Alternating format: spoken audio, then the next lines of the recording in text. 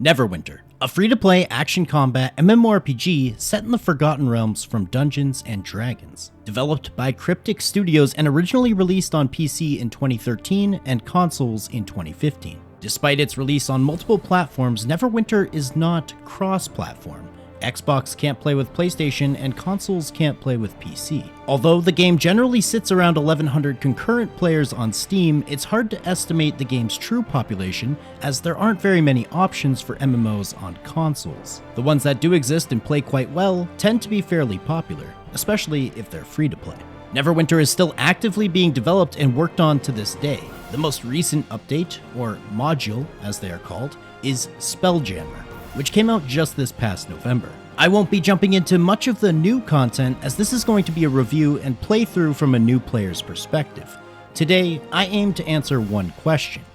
Should you play Neverwinter as a new player in the year 2024? Before we jump into that, I would just like to mention that I recently turned on channel memberships for this channel, with a few different tiers that will allow you to support me if you've been enjoying the MMO new player impressions and reviews. Thanks guys, let's jump into it. First off, I would like to mention that I'm not a very experienced fantasy fan when it comes to Dungeons & Dragons. However, I have read the entire Icewind Dale trilogy featuring Drizzt Do'Urden, so I was excited to see this world more fleshed out in an MMORPG sense. Character creation was pretty standard, though I was surprised at the amount of different races. 14 in total from Drow to Tiefling, but 5 of them are pay-locked, meaning you would have to pay money to access them. However, that still leaves 9 races that you can access completely for free. Of course, as a Drizzt fan, I had to play Drow in order to live out my full D&D fantasy. Furthermore, there are 9 playable classes in Neverwinter, all fairly standard: Warlock, Wizard, Rogue, Bard, Paladin, the likes. All of these classes are considered a sort of baseline, and later on in your progression, you'll be able to choose something called a Paragon Path, which further sort of niches down your playstyle and class identity. Because I chose to be a rogue, for example, later on I can choose the Paragon Path of Whisper Knife, which focuses on throwing knives and range damage, or I can be an assassin, which focuses on stealth and melee. All in all, character creation was a smooth process. There are many different options for customizing how you actually appear, and furthermore, many different options for choosing your character's story and background and where they came from, including even a deity that they worship. Which I think is important, especially when you're talking about a game that's paying homage to D&D. Your character's background and story can be so essential to how they might play out in the world, and creating that fantasy can actually be a lot of fun. Waydot, the Drow Rogue from Neverwinter. Interesting. I was excited to jump into this, and listen folks, you can still get a girlfriend even if you're a complete nerd. I promise, it's possible. Jumping into the game, I was met with this beautifully done cutscene. However, the transition from cinematic into actual gameplay was slightly jarring. My character's exceptionally awkward movements, and the hair that was now clipping off of my head, well, it wasn't the most regal of introductions. But anyway, you begin in a sort of tutorial-ish area. Wow, the mouse sensitivity it started me on is insane. Let's change that.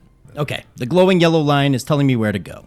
I actually love when games feature this, however, I have noticed sometimes in other games that this yellow quest indicator path, it can get a little buggy or lead you to the wrong area. Let's see if that's the case in Neverwinter. The voice acting is much appreciated, and so far the user interface looked exceptionally clean and easy to understand. The action bar only features about 8 bindable abilities. You see this often with games that are released both on PC as well as console to make them a little bit more accessible.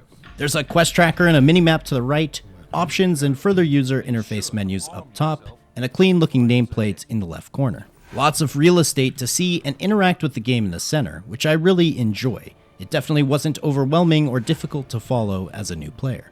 The game immediately throws you into combat, and the combat is actually kind of fun. It's an action combat game, so you need to look directly at your enemy to attack them, though there seems to be some sort of soft lock targeting. If I'm being completely honest here, and this is just my first impressions, but it kind of feels like a more primitive and older version of New World's combat. Which I mean, on paper, is exactly what it is. But it's pretty smooth, the damage numbers feel great, and so far, I was having fun. To finish off this sort of tutorial area, you are greeted with the Harbinger, which teaches you quite early on that if the ground turns red, you need to get out of the way. Movement is actually pretty nice. Using your stamina, you can press shift to roll out of the way of the enemy attacks. It's always appreciated. Immediately after the tutorial, I was taken to Protector's Enclave, which seems to be the main player hub. Here I saw tons of people, and honestly, for the rest of my time playing, I was constantly coming back to Protector's Enclave to start new quests and buy new things. You're taken to the Adventurers Guild, where the game attempts to teach you a few more things and systems before sending you off on your adventure. I was immediately greeted with a mount. Thank God. I love when games give you a mount early. But also, I was introduced to my class power, stealth, and something called daily powers, which I very wrongly assumed meant that I could only use them once per day. But no, they're just special, powerful abilities that you can use after you've accumulated a certain amount of a resource through combat. Think of it as an ultimate ability in a lot of other games. You can use it as many times as you would like per day. At this point, I noticed something really strange. I don't appear to have an experience bar or an experience tracker. I have no idea how close I am to the next level. No, seriously, where is my experience? How do I even gain experience? What is the max level? Does this game have a leveling system? Okay, yeah, it says I'm level 2.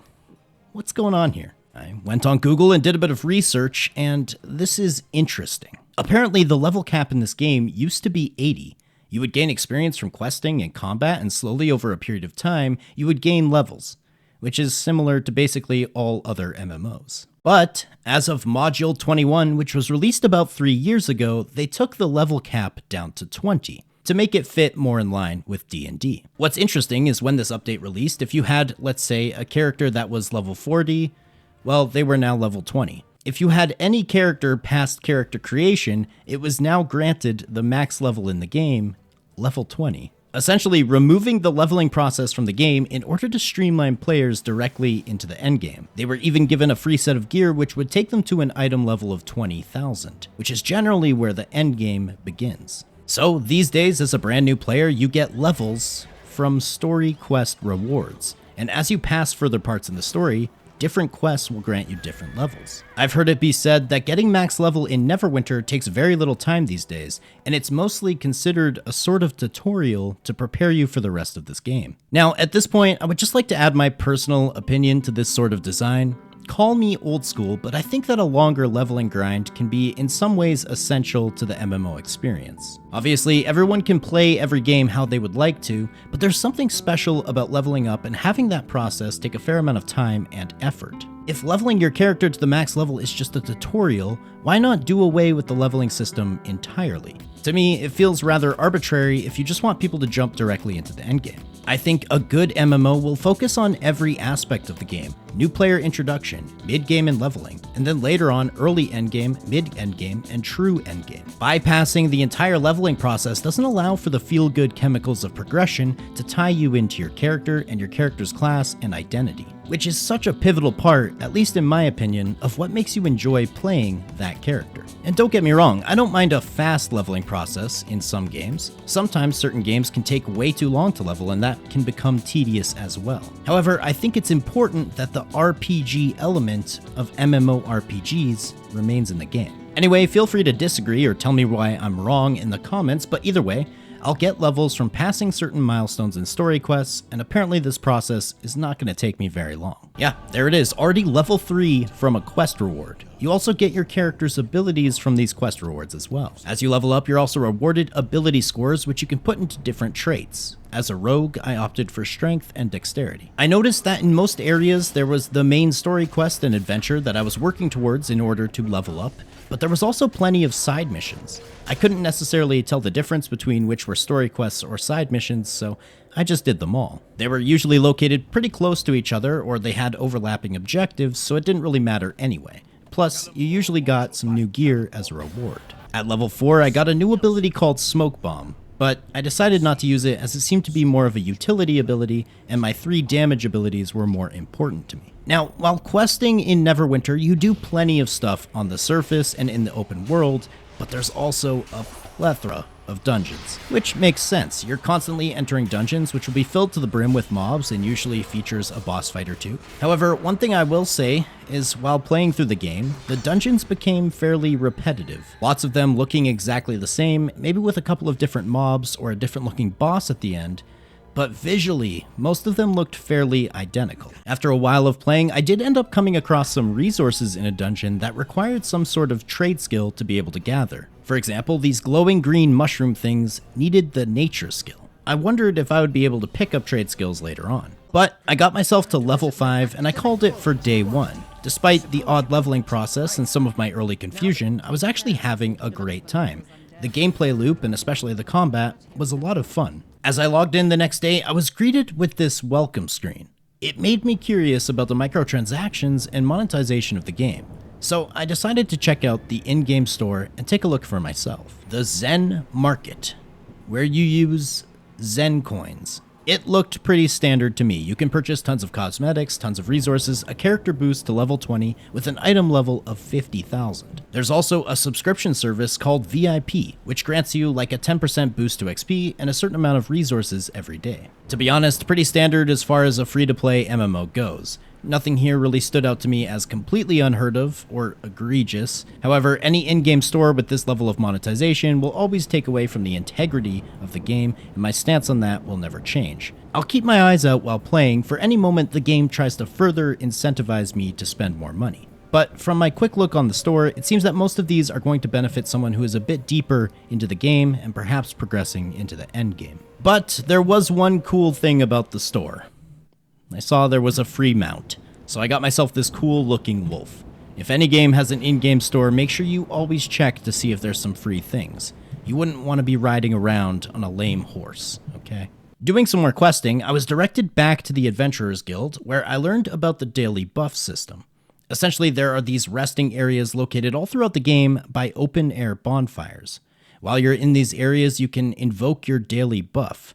And through this, you get loot, temporary boosts, a few different forms of currencies that you might need later. I don't know. Whenever I was in a resting area, I made sure to invoke if it was available. However, at this point, I didn't really see the tangible benefit to doing so. Afterwards, I was shown the companion system. Dude, yes. All of these older games that are introducing companions to allow you to clear through what might have once been group content, but by yourself. I love this. It basically makes soloing a little bit more viable, and any game that has a companion system that I've played recently, I've really enjoyed. In Neverwinter, you can pick from a few different types of companions, from damage to utility and healing. Another cool thing is that you can actually gear up your companions, and you'll find companion-specific gear throughout leveling and questing. I made my way into Volosk, and also came across this thievery resource, which is a skill or a trade skill that I guess I can use. It makes sense, I'm a rogue. I don't know if all classes have this gathering skill by default, or even how any of the other trades or skills worked, but cool, I can steal stuff. One thing I was beginning to notice during combat is that it seemed like the majority of my skills were on cooldown the majority of the time. I spent a lot of time simply using auto or normal attacks during combat. My cooldowns for all of my abilities were usually greater than 15 seconds. The abilities were quite powerful, of course, but I wish I had a little bit more class identity and skill expression in my rotation, as 90% of the rotation seemed to just be normal attacks. Maybe I was doing something wrong, or maybe that's just a very specific rogue problem, but either way, it kinda sucked sometimes, always seeming to be waiting on cooldowns. Around level 6, I was starting to look a bit more roguelike. The face mask and gear had me feeling a little bit better considering my awkward beginnings.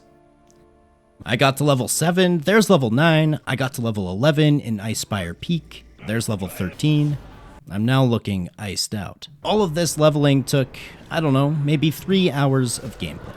I was past halfway to the max level of 20 and mostly just traveling to new areas, picking up the story quests in that area, and continuing on. I want to mention something curious about the graphical style of this game. It really reminds me of early Xbox 360 graphics. There's this sort of lighting effect where when an area is lit up, it tends to blur the lighting in that specific area. It's reminiscent of like Fable and Dragon Age and some other early Xbox 360 games. It's not bad by any means, it just gave me a bit of nostalgia for games from that era. If you guys know what I mean by that sort of lighting blurring effect, please let me know. There was a very specific time in gaming where it seemed like a lot of games used this sort of graphical style. One thing that became super annoying to me while I was playing, and this could be due to some sort of complete lack of understanding on my end, but the game doesn't feature a cursor most of the time. Unless you hit escape and bring up your menu, then your cursor appears. But as your mouse controls the camera for the rest of the game, if I had certain pop-ups, like so, I wouldn't be able to click on them unless I paused and hit rearrange HUD in order to use my cursor.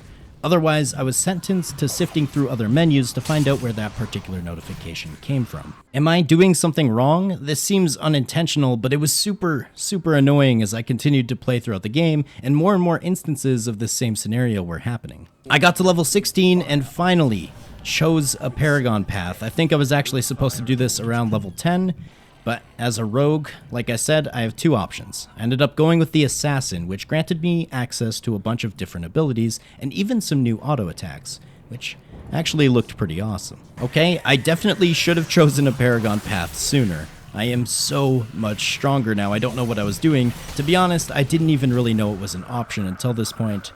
Anyway, moving on. I found myself stuck in the floor while doing an instanced story quest that I really didn't want to start over.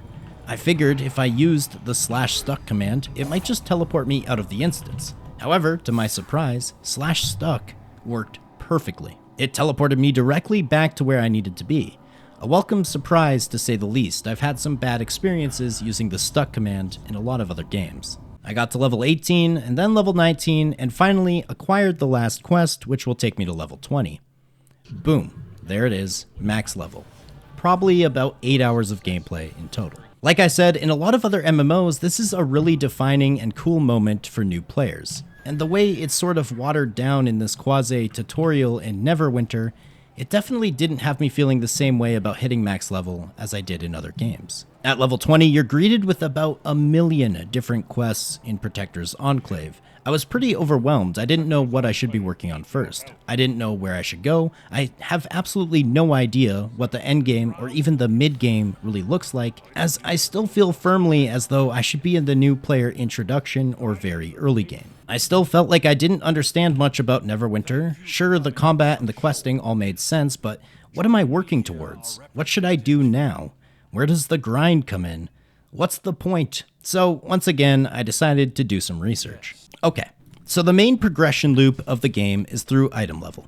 Each of your pieces of gear has a specific item level, and the total of all of those eye levels combined makes your character's item level, along with certain enchantments and companion gear. So for example, if all of my currently equipped items have a level of 1000, that will end up with my character having a total item level of around 20,000. In your journal, you're going to find a few different paths of progression. First up, you have your adventures, which is basically exactly what you've been doing during your entire leveling process. Each adventure has a different item level suggestion, and while working towards these, you're going to get new gear which increases your item level as well. The first adventure that I could work towards was Undermountain, and that's what I began doing. The gameplay loop was identical to the leveling process, just questing. Kill 10 this, light this beacon, do this dungeon, kill this boss, and when you finish that adventure, you would go on to the next one. There are also campaigns, which are separate from adventures. Campaigns are content that is released with each module or expansion to the game. These are much more grindy than adventures because generally there is a resource or currency that you're going to need to grind and farm in order to actually complete the campaign. This is where the real character progression and the grind comes into the game, and according to most testimonial that I read online, in order to actually progress your character to best in slot or close to it, you're probably going to need to spend literally years grinding out some of this content. When comparing to other games at max level, Neverwinter is definitely a bit of a different experience. There is group PVM content, but my understanding is that the majority of it requires you to have a certain eye level or amount of endgame knowledge that I was nowhere near to having. As far as I could tell, there was no real early group content, and it's mainly just questing, following the storylines, and farming. I checked out the Undermountain adventure, and I actually completed it. It took me maybe a few hours, and at this point I had 24,000 item level. The amount of different items and currency in this game was fairly overwhelming as well. There's money, Zen coins, Astral diamonds, Ardent coins, Celestial coins. And then furthermore, there is refinement points, which you can get from breaking down almost any item you get, and you can use to further upgrade equipment and items. Then I learned about boons, which is essentially your character's talent tree. You acquire boon points from completing adventures and campaigns as well. I continued through the adventures working on Elemental Evil, which had 4 different quest lines, each revolving around a different element. For example, water, and then I was on to the fire pits, and even the air elementals, which actually had a really cool looking zone, which I appreciated. One thing I was beginning to notice though is that during my first adventure, I was constantly receiving gear from loot and quest rewards that were actually upgrades, usually up to an item level of 1150. However, during my entire time questing through this second elemental adventure, I kept getting the same item level gear over and over, 1150. At this point, I'm not gonna lie, I was kind of bored of just doing adventures and the same sort of quests and dungeons over and over. It was becoming exceptionally repetitive. I figured there must be some sort of group content that I can participate in, even though I have a pretty low item level. And that's when I found the queuing system. Okay, cool. It looks like we have about 11 basic dungeons that only have a requirement of an item level of 25,000. Let's queue up and see what happens. If I end up getting carried or being a complete burden, at least I'll get a bit of a taste of what some of the group content might look like in Neverwinter. So some time went by and I was in the queue. I decided to take a look around at some of the other interfaces. I got completely caught up in fashion. While playing, you can assign any old piece of gear to an appearance item, which you can then use to transmog with your current gear. There's a really robust dye system as well. I don't think I had unlocked any new dyes at this point, but with just the basic colors, I managed to make myself an extremely ugly, but also kind of edgy, red-white outfit. Cool. I've now been in the queue for 10 minutes. 11 different dungeons. What the heck? Is no one running these? This is obviously a part of the game where I think cross-platform play would be majorly beneficial, as reducing some of these queue times would make the entire game just more accessible by allowing people to group up and play with others easier. 10 more minutes went by and I thought maybe I'm doing something wrong. I decided to try the private queue section and I was immediately teleported into the dungeon, the Caverns of Carendax. I can probably solo this, right? No.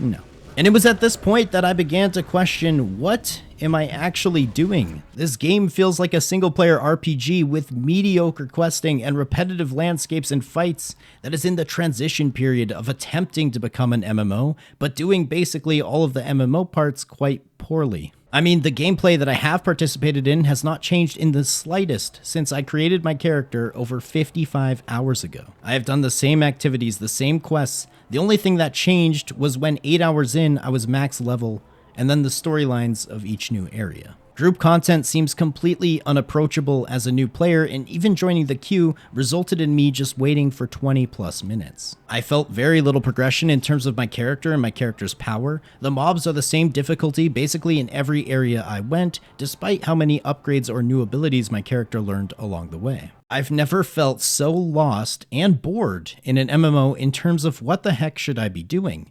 Where is the fun even hidden? I know Josh Strife Hayes has a video on this topic, but if a game takes hundreds, potentially thousands of hours for you to get to the fun part of a game, dare I say it, the game might just not be that fun. I could see myself as a new player potentially enjoying the game if the leveling and character progression aspect was not so streamlined and acting as a tutorial. A tutorial to what? More of the same activity? If you're looking for a single-player RPG from the year 2013, dare I say it, there might be better options than Neverwinter. I think Dungeons & Dragons as well as the Warhammer universe are both stuck in this weird place, where any of the media or games or external pieces of content that come out from these franchises have never really lived up to the expectations of the fans. D&D was literally the baseline inspiration for MMORPGs and RPGs as a genre.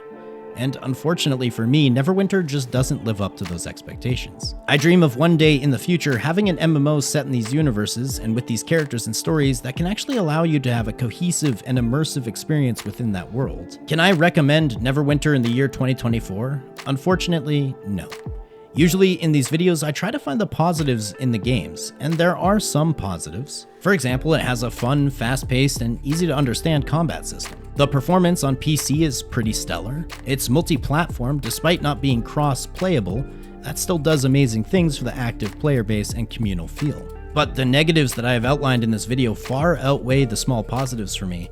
And honestly, for games to remain competitive in this day and age, you're gonna need to do something special, something different. How this game manages to keep people engaged for such a long time is actually a mystery to me, and I can only assume that the sunken cost fallacy must be doing quite a bit of heavy lifting here. Bear in mind, folks, my reviews are always just my opinion. Sometimes I receive quite a lot of backlash when I have less than positive things to say about the game, and I'm gonna assume that this scenario will be no different. But it's very important to me that I remain fair and honest in my reviews and try to remove as much bias as possible in order to provide potential new players with my genuine experience so that they can come to their own conclusions. Neverwinter just isn't for me. I'm sure there's fun later on in the game after hundreds of hours of gameplay and getting involved in all of these systems, but it's not for me. I spent 50 to 100 hours in the game and I never even got close to feeling like I was getting any sort of progression. But if you love Dungeons and Dragons and you are fascinated with the stories that exist in that world, then you might still find some value here. However, I want to say a massive thank you to everyone who made it to the end of the video. Don't forget a like, a comment, a sub. Those things help a bunch. And if you really enjoyed the video, consider becoming a channel member or signing up for the Patreon. Links and join buttons down below. But I'll catch you all in the next one. Later.